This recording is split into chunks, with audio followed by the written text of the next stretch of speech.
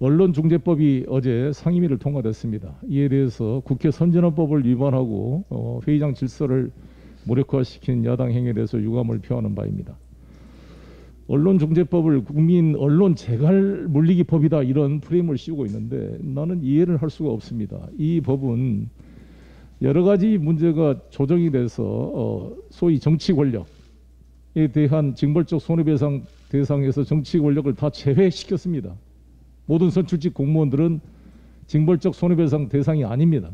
대기업도 뺐습니다. 경제 권력, 정치 권력을 다 뺐는데 뭘 언론 재갈 물리기 법이라는지 이해를 할 수가 없습니다.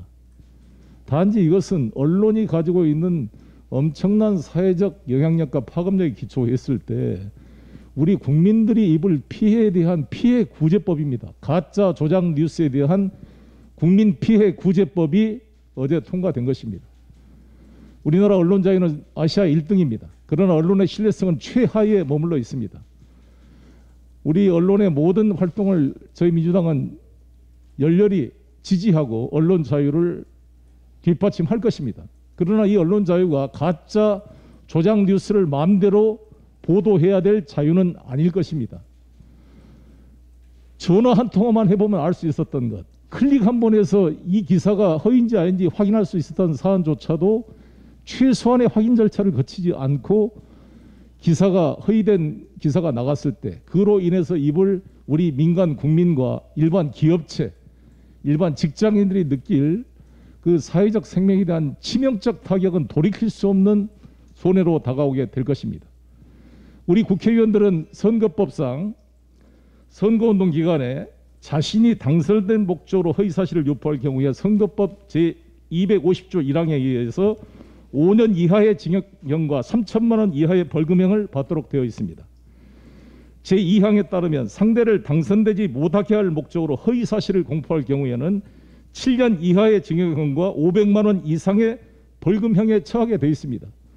저희 국회의원이 당선됐다 할지라도 상대방에 대한 허위사실을 유포해서 유죄가 인정될 경우는 최하 500만 원 이상의 벌금형을 처하도록 되어 있기 때문에 장량 감경을 하더라도 50% 이상 감경이 안 되도록 형사법에 되어 있습니다. 그래서 250만 원 형을 받게 되면 100만 원 이상의 벌금형에 해당되어서 국회의원직이 상실되게 되어 있습니다.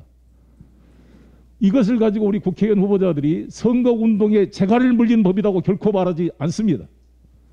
마음대로 상대방에 대한 허위사실을 유포할 자유가 선거운동의 자유가 될 수 없는 것처럼 국민 일반의 개개인에 대한 허위사실과 조작사실을 유포하는 행위가 언론 자유로 될 수가 없는 것입니다.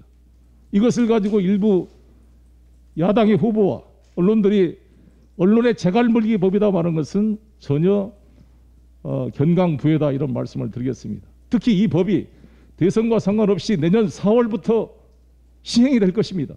3월 9일 날 해당도 되지 않습니다. 야당은 무턱대고 반대할 것이 아니라 평생 야당만 할 생각인가요?